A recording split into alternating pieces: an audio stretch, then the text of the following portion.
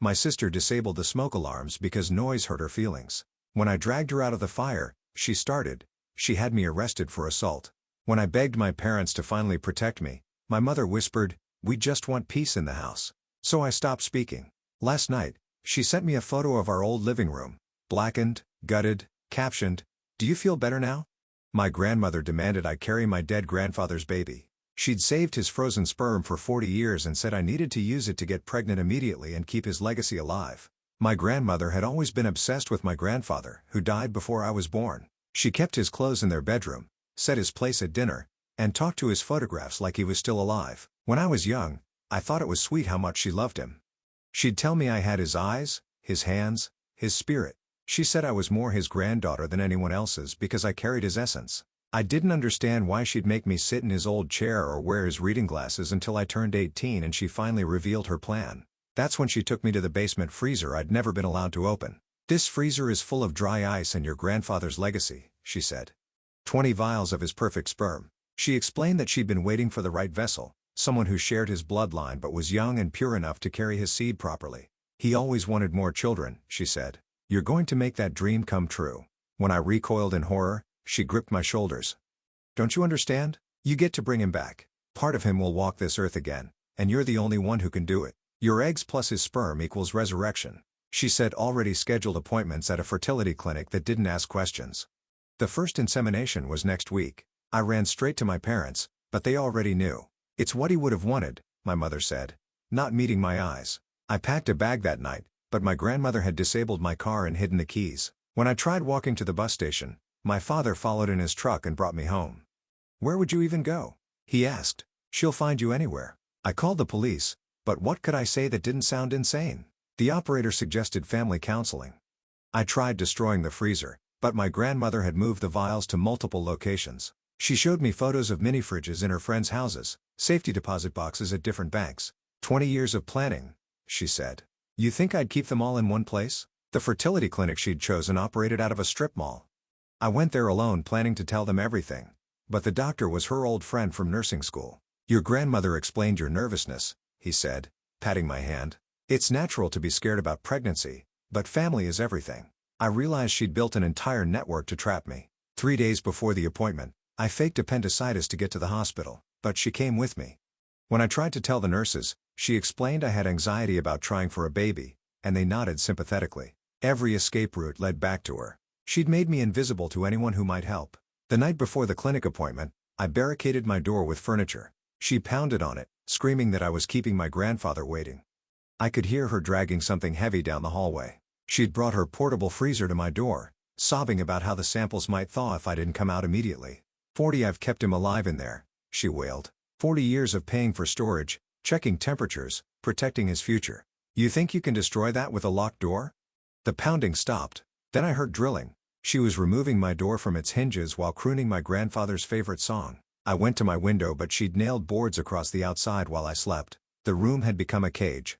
My phone was dead. The charger mysteriously missing. She'd planned this for years and I'd walked right into it. The door fell inward with a crash. She stood in my doorway holding a turkey baster in a cooler. Her nightgown splattered with something. "If you won't go to the clinic," she said calmly, "we'll do this the old-fashioned way. Your grandfather didn't believe in modern medicine anyway." Behind her, my parents stood like zombies, trained to never interfere with her will. I tried to push past them, but my father grabbed me. He was crying as he held my arms. "Just let her do it," he whispered. "She'll never stop. She'll never let you go." My mother helped drag me to my bed while my grandmother prepared her supplies with practiced efficiency.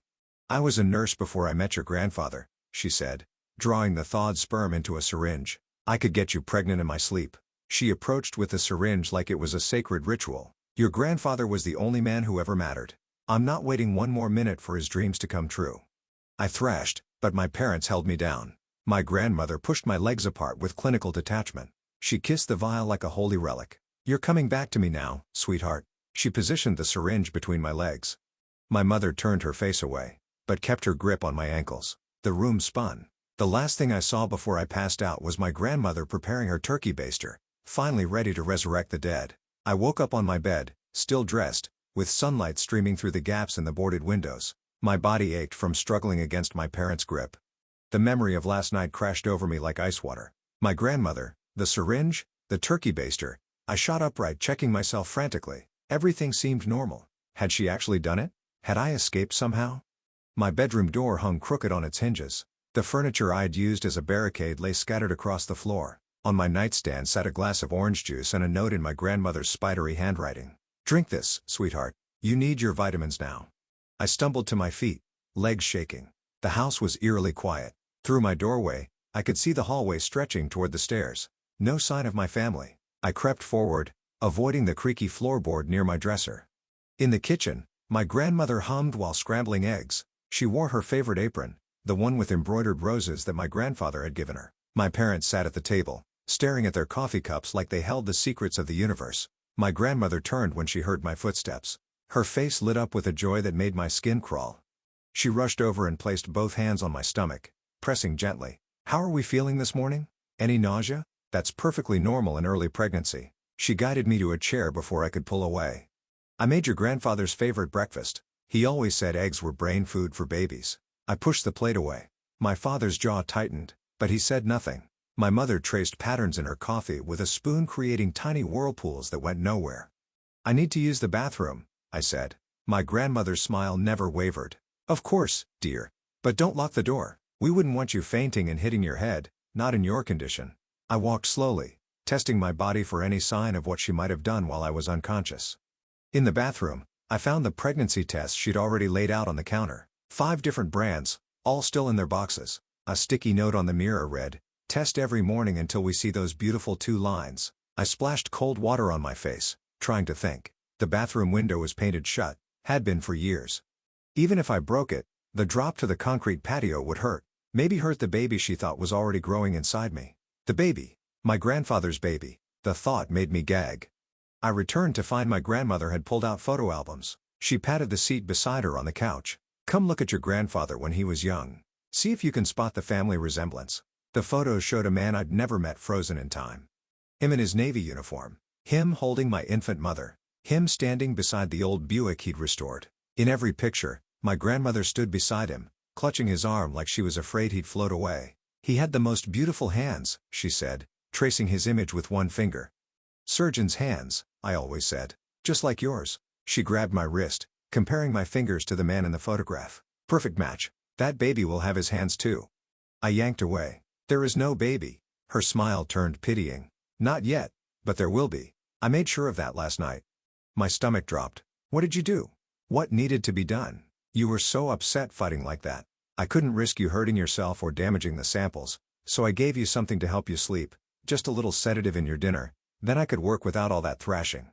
The room tilted. I gripped the couch arm to steady myself. "Don't look so worried," she continued. "I was very gentle, used proper medical technique. The turkey baster was just for show, to scare you into cooperating. I have professional equipment, 20 years of planning, remember? I've thought of everything." My mother finally looked up from her coffee. Her eyes were red-rimmed, hollow. "She's telling the truth." I held the flashlight while she worked. "It's done. 3 vials, my grandmother added proudly. "I wasn't taking any chances. Used 3 whole vials to make sure it took. Your grandfather always said anything worth doing was worth doing right." I ran back to the bathroom and vomited until nothing came up. My grandmother appeared in the doorway with a cool washcloth and ginger ale. "Morning sickness already?" "Oh, that's a wonderful sign. I was sick as a dog when I was pregnant with your mother. Threw up every morning for 3 months straight." She pressed the washcloth to my forehead with practiced care. "Your grandfather would make me dry toast and bring it to bed. Said it was the least he could do since I was carrying his child." There's something deeply unsettling about how methodical this grandmother is. 40 years of keeping frozen sperm, building a whole network of people, even having her old nursing friend at that clinic. I shoved past her, heading for the front door. Locked. The windows in the living room had new bars installed on the inside, painted white to match the trim. When had she done that? How long had she been preparing my prison? "I had those put in last month," she said, following my gaze. "Told the contractor we'd had break-ins. Can't be too careful with a baby on the way." I spun to face her. "I'll get in termination of pregnancy." The words hung in the air like a challenge. My grandmother's face went very still. Then she smiled again. That terrible knowing smile.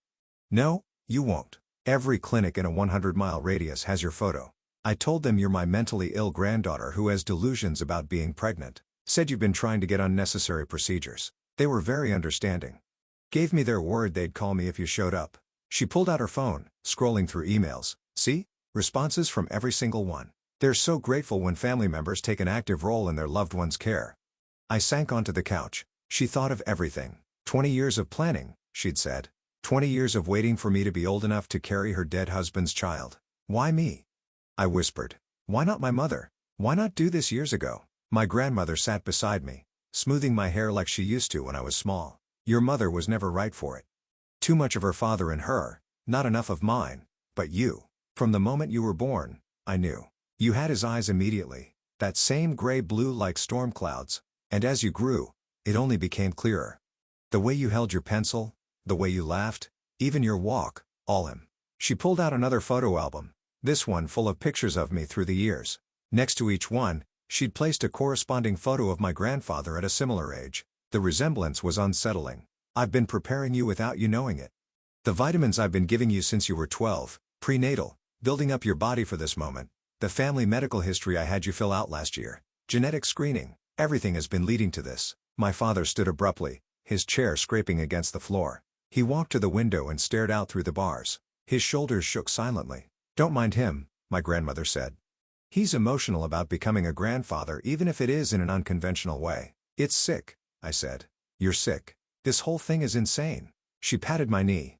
You'll understand when you hold that baby, when you see your grandfather's features in that tiny face, the love you'll feel. It's indescribable, and I'll be right there with you. We'll raise him together. I've already started converting the guest room into a nursery. I stood on shaking legs. I'm leaving. You can't keep me here forever. Actually, I can. Power of attorney. Had it drawn up years ago when you had that appendectomy at 16? 16. You signed papers while you were groggy from anesthesia. Among them was a document giving me medical power of attorney in case of emergency. She pulled out a folder from the side table. And what's more of an emergency than a pregnancy and a young woman showing signs of mental distress? The papers looked official. My signature at the bottom. Shaky but recognizable. I remembered that surgery, remembered signing things while the nurse held my hand, told me it was routine paperwork. That's not legal, I said. You tricked me. Prove it. You were of age. You signed willingly. No court in the world would overturn it without clear evidence of coercion. And who's going to believe you over a concerned grandmother trying to help her pregnant granddaughter through a difficult gathering the photo albums? Now, let's talk about prenatal care. I've scheduled your first appointment for next week. My friend from the clinic will come here. Make it easier for you. We'll do ultrasounds right in the living room. Won't that be nice? I spent the rest of the day searching for a way out. Every door locked from the outside. Every window barred or boarded. My cell phone missing. The landline disconnected. Even the every window barred or boarded. My cell phone missing. The landline disconnected. Even the knives had been removed from the kitchen, replaced with plastic cutlery.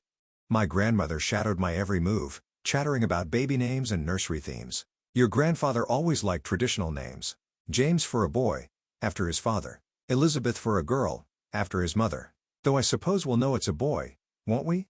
The men in his family always had boys first. That night, she made me take vitamins while she watched. Folic acid is crucial in early pregnancy and these omega-3s will help with brain development. Your grandfather was so smart. Scored in the 99th percentile on his Navy aptitude test. I palmed the pills, planning to flush them later, but she checked my mouth under my tongue, made me drink a full glass of water while she watched my throat to ensure I swallowed. I know all the tricks, she said. 20 years of planning, remember? My room had been transformed while I was downstairs. Doors now had decorative curtains hung over them. A baby monitor sat on my dresser. The camera pointed at my bed. Books about pregnancy lined my bookshelf where my novels used to be. I'll be watching, my grandmother said, indicating the monitor. In case you need anything, morning sickness can come at any time. She kissed my forehead before leaving, pulling my door closed. I heard the click of a padlock on the outside. I lay in the dark, hand pressed to my stomach. Was something already growing inside me? Could I feel it? The thought made me want to tear my skin off. 3 vials, she'd said. 3 vials of my dead grandfather's sperm forced inside me while I was unconscious. The violation of it made me shake with rage and disgust, but rage wouldn't get me out. I needed to think, to plan. My grandmother had 20 years of preparation, but I had something she didn't expect. I had her obsession to use against her. She needed me healthy for this pregnancy she believed was starting. That meant she couldn't hurt me, couldn't substance me too heavily, couldn't let me deteriorate. She needed me cooperative eventually. That gave me leverage. I stared at the baby monitor's red light in the darkness. Somewhere in this house, My grandmother was watching that feed, waiting for signs of morning sickness or distress, waiting for her dead husband to be reborn through my body. I closed my eyes and began to plan. The morning brought my grandmother's footsteps outside my door at exactly 6 o'clock. The padlock clicked open and she entered carrying a tray of breakfast and more vitamins. I pretended to be asleep while she set everything on my nightstand and checked the baby monitor's angle. After she left, I examined the pills more carefully. The prenatal vitamins looked legitimate, but 2 unmarked white tablets worried me. I hid them in a tier in my mattress and swallowed only the vitamins, knowing she'd check later. My first real chance came during my supervised shower. My grandmother sat on the toilet lid, humming while I washed behind the frosted glass door. I noticed the bathroom cabinet's mirror had a loose screw. While the water ran, I worked it free with my fingernail until I could slip my hand behind and feel around. My fingers found something cold and metal, a spare key. I palmed it and finished my shower, wrapping myself in the robe my grandmother held out. The key pressed against my palm as she braided my wet hair, talking about how pregnancy made hair grow thicker and shinier. Back in my room, I tested the key on my padlock, too small. I tried it on the window locks, nothing. Finally, I found it open my old jewelry box, which my grandmother had moved to the top shelf of my closet. Inside, I discovered my driver's license, some cash she'd confiscated, and most importantly, my old flip phone from high school. The battery was dead, but the charger might still be in the garage. My grandmother called me down for lunch. She'd made tomato soup, crackers, and ginger tea. My parents sat at the table like mannequins, barely acknowledging my presence. I forced myself to eat while my grandmother discussed nursery paint colors. After lunch, she announced we were going shopping for maternity clothes. My heart raced. Finally, a chance to get out of the house, but my hopes crashed when she brought out a wheelchair. She explained that pregnancy made women dizzy and she couldn't risk me falling in public. My father wheeled me to the van while my mother walked behind, carrying my grandmother's purse. At the mall, my grandmother kept one hand on the wheelchair at all times. When I tried to speak to a sales clerk, she quickly interrupted, explaining I had severe anxiety and to please be patient with me. The maternity store felt like another trap closing around me. My grandmother held up flowing dresses and elastic-waisted pants, discussing how my body would change over the coming months. She bought thousands of dollars worth of clothes in increasing sizes, enough to last through an entire pregnancy. On the drive home, I spotted a police car at a red light. I tried to catch the officer's eye, but my grandmother noticed and quickly pulled a sunshade across my window. She reminded my father to take the back roads home, avoiding what she called stressful traffic. That evening, she introduced a new routine. She brought out a blood pressure cuff and thermometer, recording my vitals in a notebook. She measured my waist with a tape measure, marking the number down with satisfaction. She even had me step on a scale, noting my weight as a baseline. During dinner, I noticed my mother kept glancing at me with something like guilt in her eyes. When my grandmother went to get dessert, my mother leaned forward slightly. Her lips moved like she wanted to speak, but my father grabbed her wrist. They stared at each other until my mother looked away. Window bars painted white to blend in. That's interior design meets maximum security prison. She really went for the cozy captivity look here, complete with baby monitor surveillance and padlocked bedroom doors. My grandmother returned with sugar-free pudding, explaining that gestational diabetes ran in families. She watched me eat every bite, then supervised my evening vitamins. This time, I couldn't hide the white pills. She stood over me until I swallowed them, then checked my mouth early. Within an hour, I felt drowsy. The white pills were sedatives, keeping me compliant and sleepy. I fought to stay conscious, but my eyelids grew heavy. The last thing I saw was my grandmother adjusting the baby monitor, ensuring she could watch me sleep. I woke in the middle of the night with a strange clarity. The sedatives had worn off enough for me to think clearly. I crept to my closet and retrieved the flip phone, then listened at my door. The house was silent. Using a bobby pin, I managed to lift the window lock just enough to create a gap. Cool air rushed in. I pushed the window up inch by inch, wincing at every creak. The bars outside were solid, but I could fit my arm through. I reached down and felt along the exterior wall until my fingers found what I was looking for. The outdoor outlet where we used to plug in Christmas lights. I grabbed a lamp cord and carefully fed it through the bars, plugging in my phone charger. The phone would need hours to charge, but it was a start. I pulled everything back inside and closed the window, my heart pounding. The next morning, my grandmother seemed suspicious.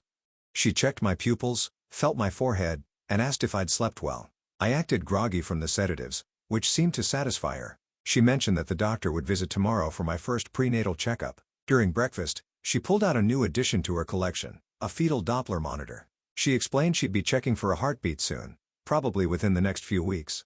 The thought of her pressing that device against my stomach Searching for signs of my grandfather's resurrection made me physically ill. I spent the morning pretending to read pregnancy books while actually studying my grandmother's routines. She checked on me every 30 minutes. She kept the house keys on a chain around her neck. She had my father patrol the backyard twice a day.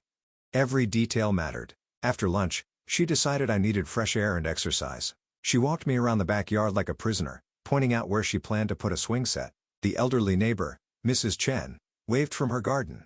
My grandmother waved back cheerfully, calling out that I was expecting and feeling shy about it. That afternoon, while my grandmother prepared dinner, I heard her on the phone with someone. She mentioned my name, confirmed an appointment, and discussed payment in cash. Through the crack under my door, I could see her feet pacing as she talked. She was expanding her network, bringing in more people to ensure her plan succeeded. My mother brought me dinner that night. She set the tray down with shaking hands and turned to leave, but I grabbed her sleeve. She froze, not meeting my eyes. I pulled her closer and whispered urgently about what grandmother had done, begging for help. My mother's face crumpled. She admitted she knew it was wrong, but felt powerless. My grandmother had something on her, some secret from years ago that would destroy her life if revealed. She couldn't risk it. She pulled away and fled the room, leaving me alone with my meal and my despair. The sedatives that night seemed stronger. I fought them harder, forcing myself to stay partially conscious. Through heavy eyelids, I watched my grandmother enter my room around midnight. She approached my bed and placed her hand on my stomach, whispering to the baby she believed was growing inside me. She told my grandfather's ghost about the nursery plans, about the names she'd chosen, about how his legacy would live on. She promised to raise this child exactly as he would have wanted. Her obsession had consumed any remnant of sanity or maternal love. I was just a vessel to her now. The next morning brought the doctor. He arrived with a portable ultrasound machine and medical bag. My grandmother had me change into a hospital gown and lie on my bed. I tried to tell him this was against my will, but my grandmother quickly explained I had prenatal anxiety and delusions. The doctor clearly paid well for his discretion, ignored my protests. He performed a basic examination while my grandmother watched eagerly. When he conducted the ultrasound, finding nothing yet, my grandmother wasn't discouraged. She said it was too early but wanted to establish a baseline. The doctor agreed to return weekly for monitoring. After he left, my grandmother was in high spirits. She showed me the ultrasound printout of my empty uterus saying soon we'd see a tiny heartbeat. She'd already put the image in a frame labeled baby's first photo with a date. That night, I finally got my phone charged enough to power on. I muted it immediately and checked for signal. 1 bar. I tried calling 911, but the call wouldn't connect. I sent text messages to everyone I could think of, but they all failed to send. My grandmother must have installed a signal blocker. Desperate, I tried the phone's primitive internet browser. It loaded slowly, but I managed to access my email. I typed a frantic message to my best friend from college explaining everything. Just as I hit send, my door opened. My grandmother stood there with a handheld signal detector, the kind used to find hidden cameras. It was beeping steadily, pointed directly at me. Her face showed no surprise, only disappointment. She held out her hand for the phone. I had no choice but to give it to her. She examined it, saw my failed attempts at communication, and shook her head sadly. She explained she'd installed signal blockers throughout the house months ago. The only working phone was her landline, which she controlled. As punishment, she moved my mattress to the floor and removed all furniture I could stand on. She installed a new lock on my closet and confiscated everything except basic clothing. The baby monitor was joined by 2 more cameras covering every angle of the room. She also introduced a new rule. I would now sleep in restraints to prevent any midnight escape attempts. She produced medical-grade wrist restraints, the kind used in hospitals, and secured me to eye bolts she'd installed in the floor. I could move enough to be comfortable, but not enough to cause trouble. The next few days blurred together in a haze of sedatives and supervision. My grandmother maintained her cheerful facade, acting like we were preparing for a joyous occasion rather than perpetrating a nightmare. She read to my stomach from children's books, played classical music for the baby's development, and continued her obsessive documentation of my body. My father grew increasingly uncomfortable with the restraints and cameras, but my grandmother shut down his weak protests. She reminded him of his complicity, of how he'd helped hold me down that first night. He was trapped by his own guilt and fear. On the 5th day of my new imprisonment, my grandmother made a mistake.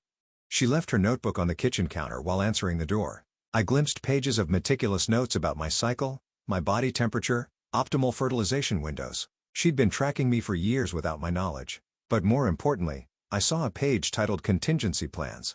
It listed various scenarios and responses. If I escaped, she had people watching bus stations and airports. If I went to police, she had documents proving my mental instability. If I managed to get pregnant by someone else to ruin her plan, she had ways to claim the baby was still my grandfather's. The doorbell had been her doctor friend returning with blood test results. He confirmed I wasn't pregnant yet, which frustrated my grandmother. She decided to attempt another insemination immediately, despite the doctor suggesting they wait for optimal timing. That night, she prepared her medical supplies while my parents stood guard outside my room. I begged them to stop her, but they wouldn't even look at me. My grandmother entered with her syringe and cooler, ready to force more of my grandfather's genetic material into my body. This time, I fought differently. Instead of physical resistance, I went completely limp. I forced my body to be dead weight, making it harder for her to position me. I also hyperventilated, making myself dizzy and causing my muscles to cramp. My grandmother grew frustrated, worried I might hurt myself and damage my reproductive system. She decided to wait until I calmed down, but I kept up the act. I made myself vomit the dinner I'd eaten, claiming the stress was making me sick. She couldn't risk attempting insemination while I was in this state. Finally, she gave me a stronger sedative and decided to try again tomorrow, but I'd bought myself time. And during my hyperventilation act, I'd noticed something crucial. The eye bolt holding my left wrist restraint had loosened slightly from my thrashing over the past few days. The wood around it was starting to splinter. I spent hours that night working on that bolt using the only tool I had, the restraint itself. By pulling at specific angles, I could feel it giving way bit by bit. My wrist was raw and bleeding by morning, but the bolt was definitely looser. My grandmother noticed my injured wrist and treated it with antibiotic cream, scolding me for struggling against the restraints. She wrapped it in gauze, which actually helped hide the damage I was doing to the bolt. She was so focused on protecting my reproductive health that she missed the real threat. During my supervised bathroom break, I overheard my parents arguing downstairs. My father wanted to stop this madness, saying it had gone too far. My mother reminded him they were both accomplices now. If I ever got free, they'd face consequences too. They were trapped in a prison of their own making. Why does the grandmother have military-grade signal blockers just ready to go?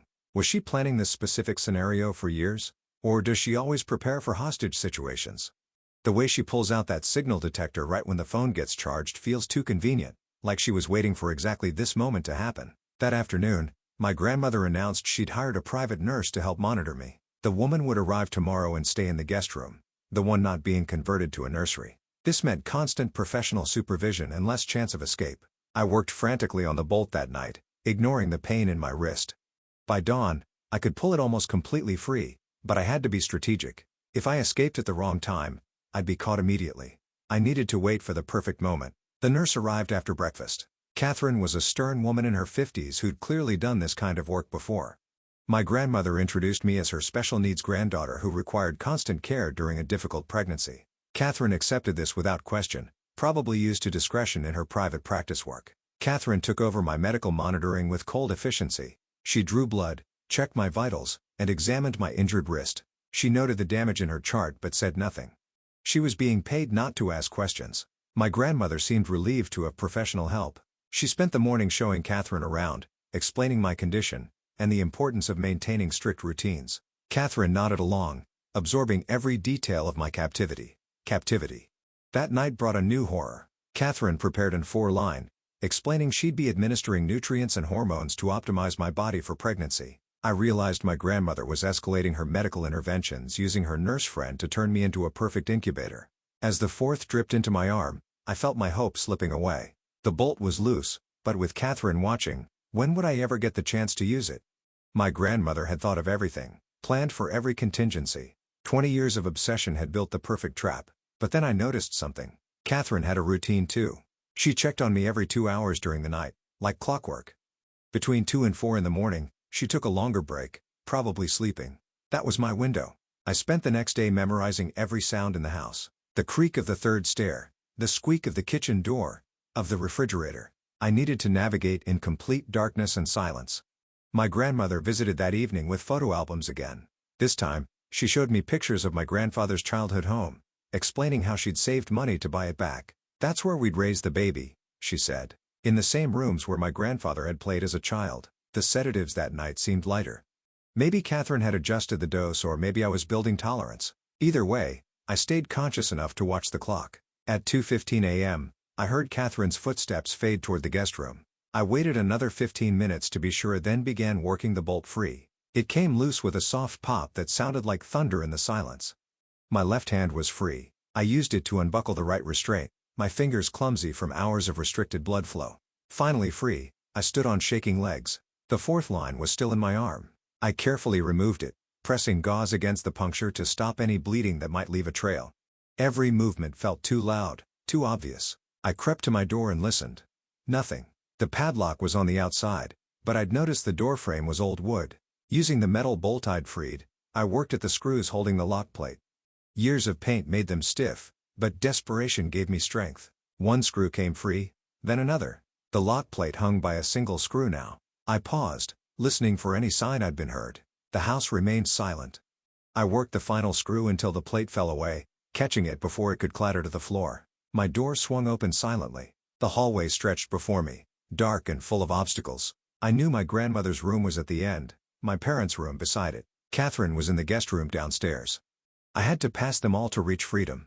I moved in slow motion, testing each floorboard before putting my weight on it. The third stair did indeed creak, so I stretched my leg to skip it entirely. The kitchen door squeaked, but only if opened quickly. I eased it open over 30 seconds holding my breath. The kitchen was my next challenge. My grandmother had removed all the knives, but I needed supplies. I found car keys in the drawer, not mine, but my father's spare set. I grabbed a jacket from the hook and slipped a water bottle into the pocket. The front door was my biggest obstacle.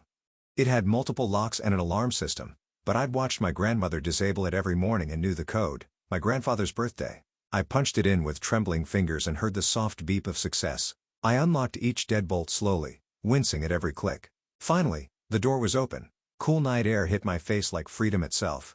I wanted to run but forced myself to close the door quietly behind me. My father's truck was in the driveway. I'd never driven it, but desperation is a quick teacher. I released the parking brake and let it roll backward down the slight incline, not starting the engine until I reached the street. The engine roared to life, shattering the night's silence. I didn't wait to see if lights came on in the house. I drove, taking random turns, putting distance between me and my prison. I had no phone, no money beyond the few dollars from my jewelry box, and nowhere safe to go, but I was free for now. I drove for an hour before stopping at a 24-hour gas station. The attendant gave me strange looks. I was still in pajamas with bandages on my wrist. I asked to use their phone, claiming car trouble. He handed it over reluctantly. I called the only number I'd memorized besides 911, my college roommate Sarah. She answered on the fifth ring, groggy and confused. I explained as quickly as I could, begging her to come get me. She lived 3 hours away, but promised to leave immediately. I waited in the truck, watching for any sign of pursuit. Every car that passed made my heart race. Had my grandmother discovered my escape yet? Had she activated her network of watchers? Dawn was breaking when Sarah's car pulled up beside me. She took one look at my condition and pulled me into a fierce hug. I broke down completely, sobbing out the whole story as she held me in the parking lot. Sarah wanted to go straight to the police, but I explained about my grandmother's preparations, her documents claiming I was mentally unstable. We needed evidence first. Sarah suggested we go to a hospital, get my injuries documented, get a substance test to show what they'd been giving me. But as we drove toward the nearest hospital, I spotted something that made my blood freeze. My grandmother's car parked outside the emergency room entrance. She'd anticipated this move too. Sarah quickly turned around, taking back roads toward her apartment. We needed a new plan. My grandmother had 20 years of preparation, but I had something she didn't expect. A friend she didn't know about. Someone outside her network of control. We reached Sarah's apartment as morning traffic began building. She lived in a complex with security gates which provided some comfort. Inside, she helped me shower and gave me clean clothes. The normalcy of it felt surreal after weeks of captivity. Sarah was a law student, which proved invaluable. She started documenting everything, photographing my injuries, writing down my timeline of events, researching the legality of power of attorney obtained under dubious circumstances. She explained that we needed to build a case before approaching authorities, but we didn't have much time. My grandmother would be searching everywhere. She had resources, connections, and obsessive determination. Sarah's apartment was a temporary haven at best. As if summoned by my thoughts, Sarah's phone rang. Unknown number. She answered cautiously, then handed it to me with wide eyes. It was my grandmother.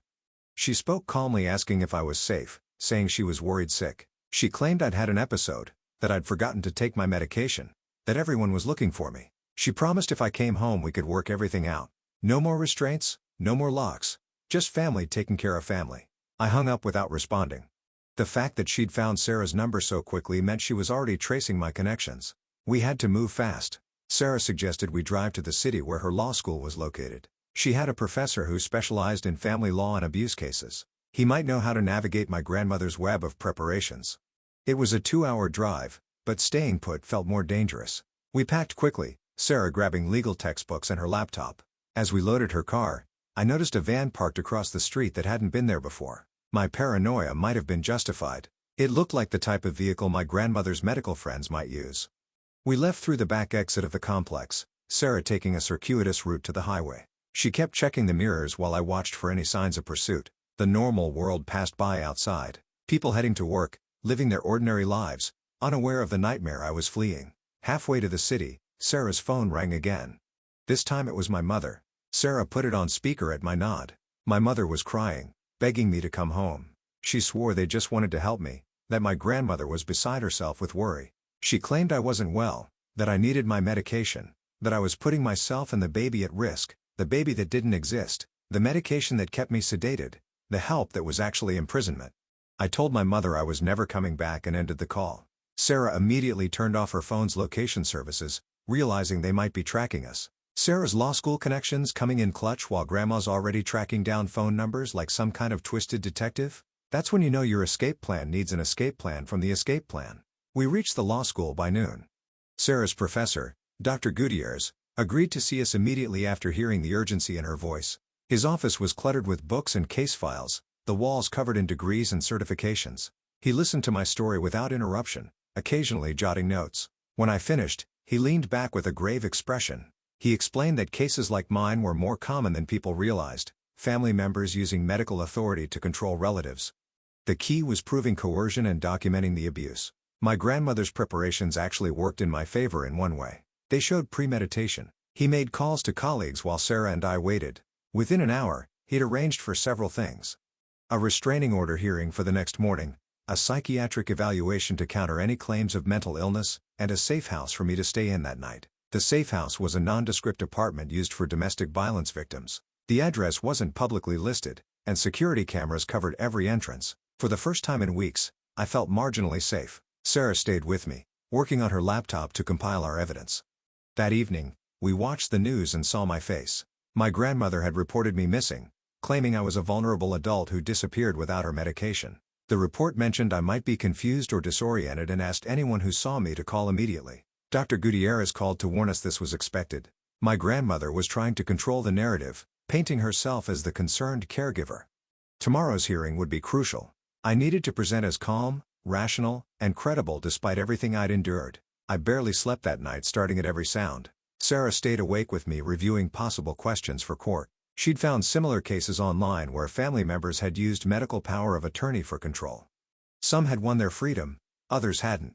Morning came too quickly. Sarah had bought me professional clothes for court, a simple blazer and slacks that made me look older, more credible. We met Dr. Gutierrez at the courthouse where he introduced me to the lawyer he'd arranged, a woman named Patricia who specialized in abuse cases. The courthouse felt both safe and terrifying.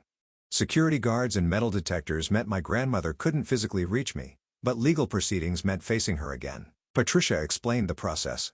We were seeking an emergency protective order and challenging the power of attorney. Then I saw them. My grandmother entered with her own lawyer, followed by my parents. She looked smaller than I remembered, older. She dressed conservatively, playing the part of the worried grandmother perfectly. When she saw me, her face lit up with what looked like genuine relief and love. It was unsettling. The hearing was in a small room rather than a full courtroom. The judge, an older woman with sharp eyes, reviewed the paperwork while we took our seats. My grandmother sat across from me, maintaining that loving, concerned expression. My parents flanked her, my mother dabbing at her eyes with a tissue. Patricia presented our case first. She outlined the forced insemination attempts, the imprisonment, the sedation, the elaborate network of control. She submitted photos of my injuries, the medical documentation from the psychiatric evaluation that confirmed I showed no signs of mental illness beyond trauma responses. My grandmother's lawyer countered smoothly. He presented years of medical records showing my grandmother's devoted care, doctors' notes about my anxiety and delusions, the power of attorney documents, even character references from neighbors praising my grandmother's dedication to family. Then came testimony.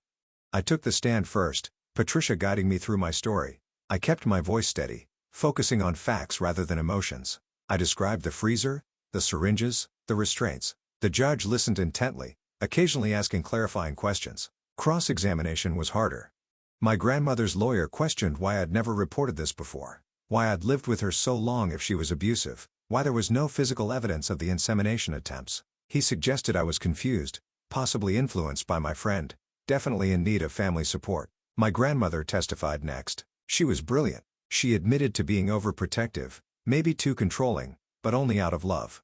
She claimed I'd misunderstood her desire for me to have children someday as something more sinister. The medical supplies, just her old nursing equipment she'd shown me out of nostalgia. The restraints, necessary after I'd become violent during what she called a psychotic episode. She cried at exactly the right moments. She spoke of her deep love for me, her fear for my safety, her desperation when I disappeared. She even admitted to making mistakes but painted them as the actions of a grandmother who loved too much rather than a captor obsessing over her dead husband.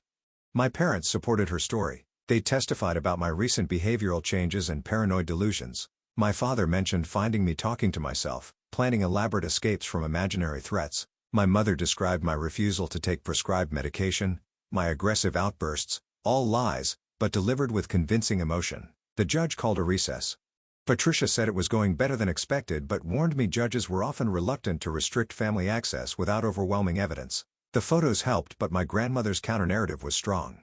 During the break, my grandmother approached despite Patricia's attempts to intervene. She grabbed my hands, tears in her eyes, and begged me to come home. She promised things would be different, that she'd get me help, that she loved me more than life itself. For a moment, I almost believed her. The grandmother who'd raised me was still in there, twisted but real. When we reconvened, the judge delivered her decision. She granted a temporary restraining order preventing my grandmother from coming within 500 feet of me. However, she didn't fully revoke the power of attorney, instead ordering a full competency evaluation and review in 30 days. It was a partial victory at best. My grandmother looked devastated but accepted the decision gracefully. As we left the courthouse, she called out that she'd always loved me, that she'd be waiting when I was ready to come home.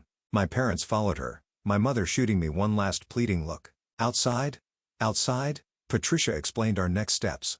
The 30-day review meant I needed to establish independence quickly, find a job, secure housing, continue therapy. Any sign of instability could be used to reinforce my grandmother's claim that I needed supervision. Sarah offered to let me stay with her while I figured things out. Dr. Gutierrez provided referrals for trauma counselors and support groups.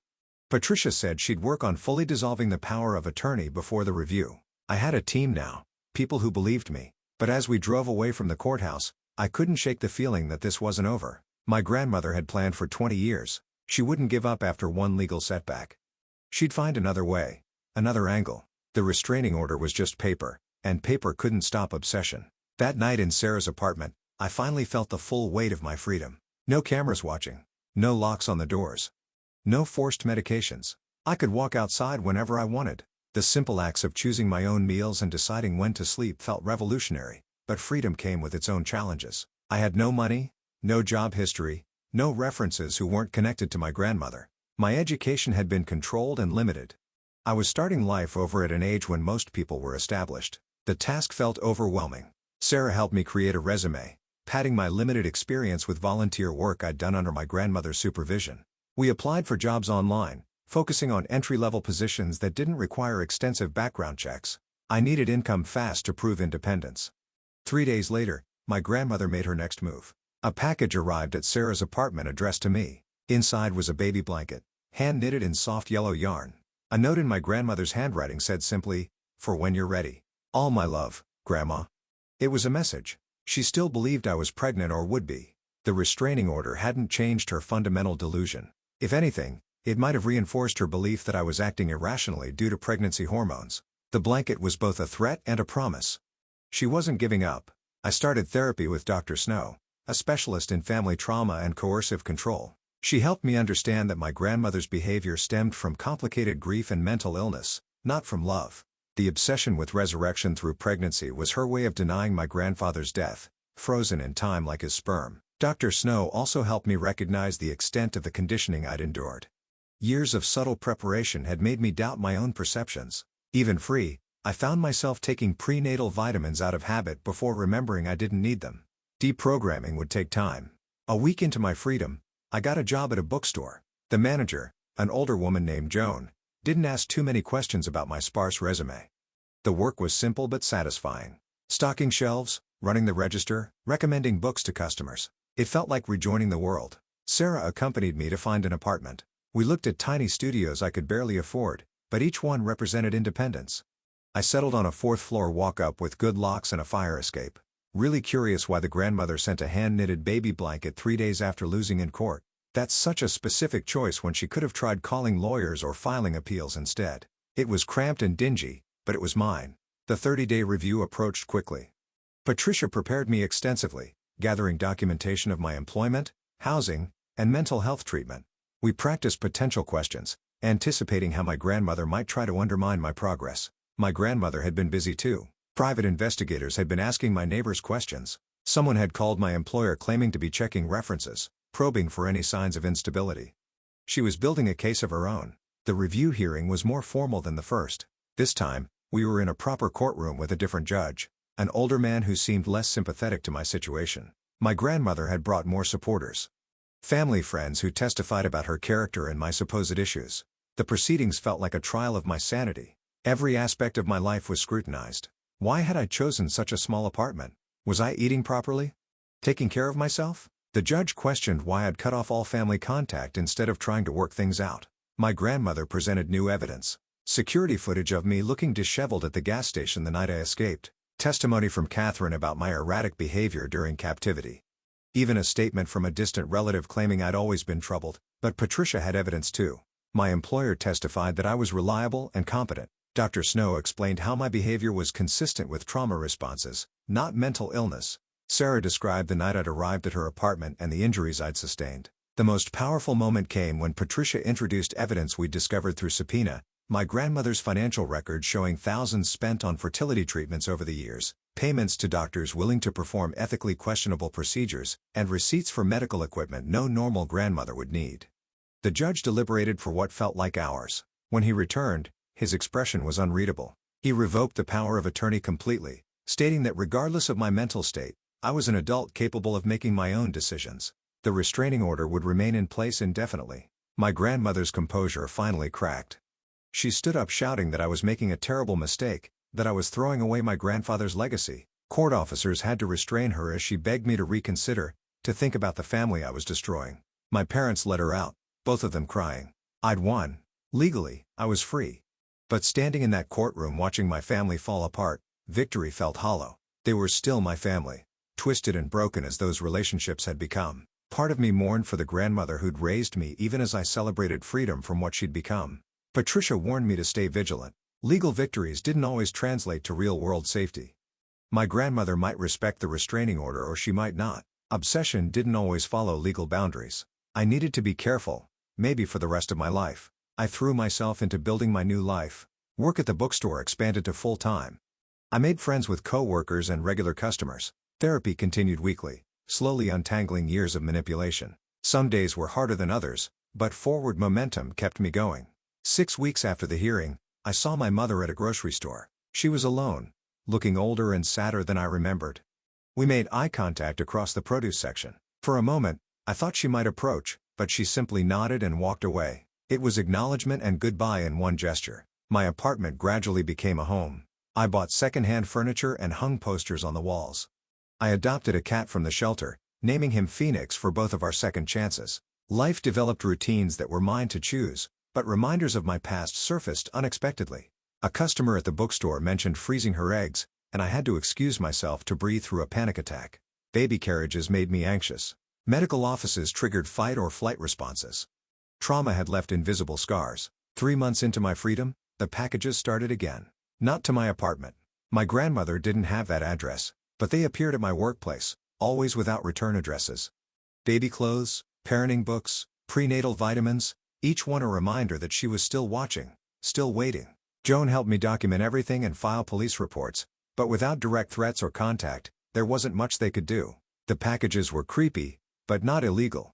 My grandmother had found a loophole in the restraining order. I considered moving to another city, starting completely fresh, but running felt like letting her win. This was my home, my life. I'd fought too hard for it to abandon it now. Instead, I installed security cameras and varied my routines. Hypervigilance became my new normal. 6 months after my escape, I met someone.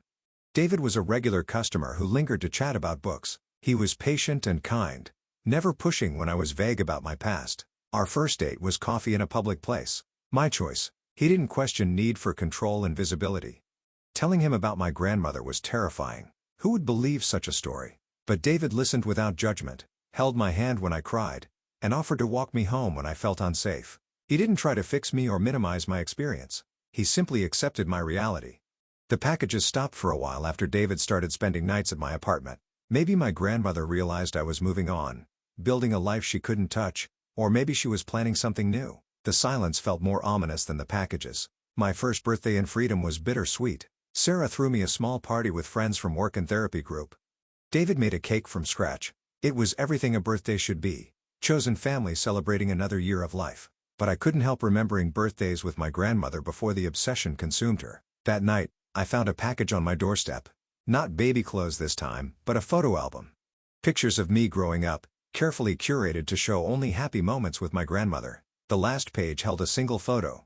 My grandfather as a young man holding a baby. The resemblance to me was undeniable. A note tucked inside read, "You can't run from who you are. He's in your blood waiting to return.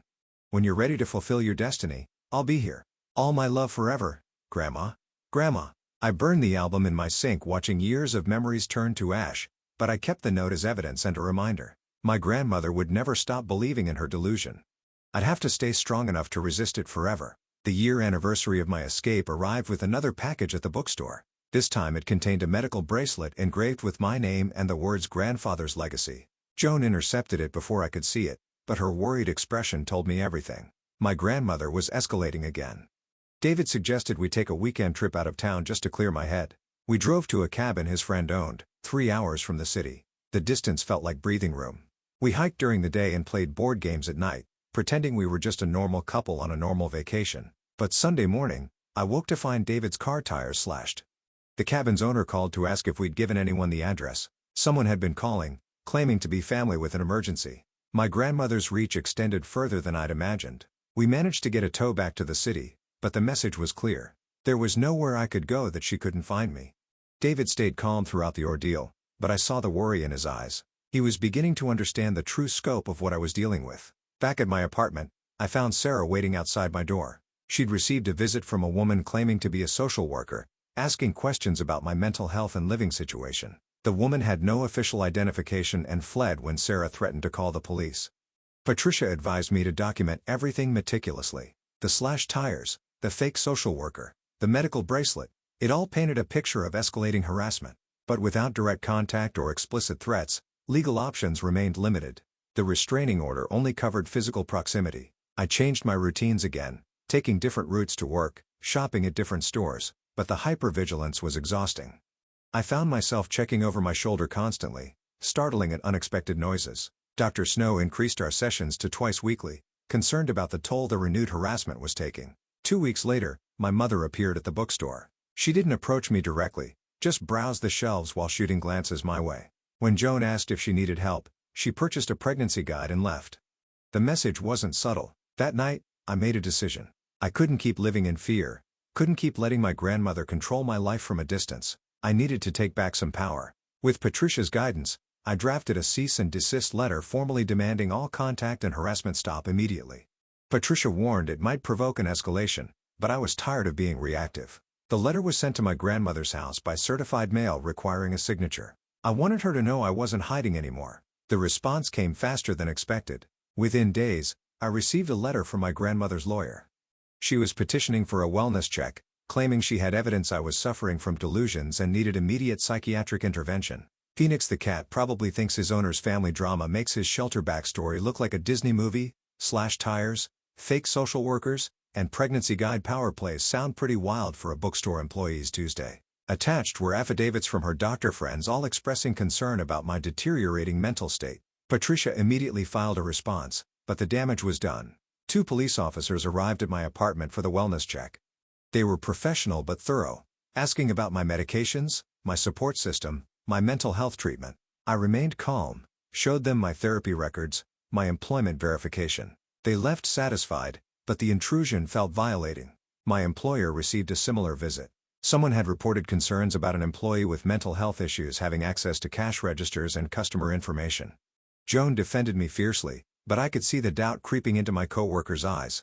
The whisper campaign was effective. David suggested I move in with him. His apartment was in a security building with doormen and cameras.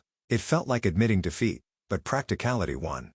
We spent a weekend transferring my belongings, leaving no forwarding address at my old building. The packages found me anyway. They arrived at David's building, addressed to me at his apartment number. Baby monitors, VRS pumps, a hospital gown with baby grandfather embroidered on it. The doorman started recognizing the pattern, intercepting packages before they reached us. Sarah discovered how my grandmother was tracking me. A private investigator had been following me for months, documenting my movements, my relationships, my daily patterns. Sarah's law school connections helped her identify him, a retired cop who specialized in family reunification cases. We confronted him outside David's building with Patricia present. He claimed he was just doing a job, helping a concerned grandmother locate her mentally ill granddaughter. When Patricia threatened legal action, he agreed to drop a case, but we all knew my grandmother would just hire someone else. The psychological warfare intensified. Calls to David's employer asking about his relationship with a mentally unstable woman. Fake reviews of the bookstore online mentioning the dangerous employee who worked there. Anonymous reports to animal control about my cat being neglected. Each attack was deniable, unprovable, designed to destabilize my life without violating the restraining order. My grandmother had evolved her tactics using systems and bureaucracy as weapons. It was death by 1,000 paper cuts. Dr. Sid Snow helped me recognize the pattern. My grandmother couldn't force me to carry her delusion anymore, so she was trying to destroy the life I'd built without her. If I couldn't be her vessel for resurrection, I couldn't be allowed to thrive independently either. The breaking point came when I discovered I was actually pregnant. David and I had been careful, but no method is foolproof. The irony was crushing. After all my grandmother's forced attempts, it happened naturally with someone I chose. The 2 pink lines on the test felt like fate mocking me. I knew immediately what I needed to do. This pregnancy was my choice. My body, my decision. David supported whatever I decided. Sarah drove me to a clinic 2 towns over where no one would recognize me. The procedure was quick, the recovery manageable. I felt nothing but relief, but somehow my grandmother knew. Maybe she still had people watching the clinics despite their promises. Maybe the private investigator hadn't really dropped the case. Within a week, the packages changed. Now they contained memorial cards for baby grandfather, funeral programs for the legacy lost, photos of my grandfather with murdered stamped across them. Patricia filed for an expanded restraining order, including harassment by proxy. The judge was sympathetic but explained the legal limitations. Without proof, my grandmother was directly sending the packages without explicit threats. Options were limited. The system wasn't designed for this kind of psychological warfare. I started fighting back differently. Instead of hiding, I became visible. I shared my story in therapy groups, warning others about coercive control and reproductive abuse. I volunteered at a women's shelter, helping others escape family abuse. I turned my trauma into purpose. My grandmother hated it. The packages increased, now including printouts of my volunteer activities with notes like spreading lies and betraying family. But I didn't stop. Every person I helped felt like reclaiming power she'd tried to steal. David proposed on a quiet Tuesday evening. No fanfare, just the 2 of us in his kitchen. He knew marriage meant my grandmother might escalate further, but he wanted to face it together. I said yes, but we agreed to a courthouse wedding with only Sarah and Joan as witnesses. No announcements, no social media, no paper trail. We married on a Thursday afternoon. The judge who performed the ceremony was the same one who'd revoked my power of attorney. She smiled warmly, remembering my case. It felt like coming full circle, from legal captive to legally bound by choice. My grandmother found out within days. The packages now came addressed to my married name, filled with divorce papers, annulment forms, articles about invalid marriages, but they felt desperate now. The last gasps of a delusion losing its power. I got promoted at the bookstore, becoming assistant manager. Joan was grooming me to take over when she retired. I'd built something my grandmother couldn't destroy: competence, trust, genuine relationships. The life she'd tried to prevent was flourishing despite her best efforts. A year into my marriage, my father called the bookstore. Joan handed me the phone reluctantly. His voice sounded old, tired. He wanted me to know my grandmother had been hospitalized. A stroke brought on by stress and obsession. She was asking for me. I hung up without responding. David held me while I cried, not for the grandmother in the hospital, but for the one who'd raised me, who'd loved me before the obsession consumed her. That grandmother had been gone for years, replaced by a stranger wearing her face. The packages stopped after her stroke. My mother sent one final letter telling me my grandmother was in a care facility, her mind increasingly confused. She spent her days talking to my grandfather's photo, planning a nursery for a baby that would never exist. The obsession had finally consumed what was left of her. I felt free but hollow. The enemy I'd defined myself against was gone, leaving me to figure out who I was without that opposition. Dr. Snow helped me work through the complicated grief of losing someone who'd been both caregiver and captor. Life settled into something approaching normal. David and I adopted a dog to keep Phoenix company. I took over the bookstore when Joan retired. We hosted dinner parties with friends who knew our story and loved us anyway. Ordinary life felt extraordinary after everything. On the second anniversary of my escape, I visited my grandfather's grave. I'd never been there before. My grandmother had always gone alone. It was a simple headstone with military honors. I left flowers and tried to feel something for this man whose death had shaped my life so profoundly. I told his grave that his legacy would end with him. No resurrection, no continuation, just peaceful rest. Whatever dreams he'd had for more children had died with him 40 years ago. My grandmother's inability to accept that had nearly destroyed us all. As I walked away, I felt the last chains of her obsession break. I was free not just legally or physically, but psychologically. The grandfather I'd never met could rest. The grandmother I'd lost to grief could fade. I could live. That evening, David and I cooked dinner together, Phoenix weaving between our legs. We talked about vacation plans, home improvements, ordinary futures. No packages arrived. No investigators lurked. No one tried to control my body or choices. I'd won not through grand gestures or dramatic confrontations, but through daily acts of independence. Every choice I made for myself, every relationship I built, every day I lived freely was a victory. My grandmother's 20 years of planning had ultimately failed against my simple insistence on autonomy. The woman who demanded I carry my dead grandfather's baby was gone, lost to her own obsession. The granddaughter she'd tried to control had become someone she never could have imagined, free, whole, and entirely my own person.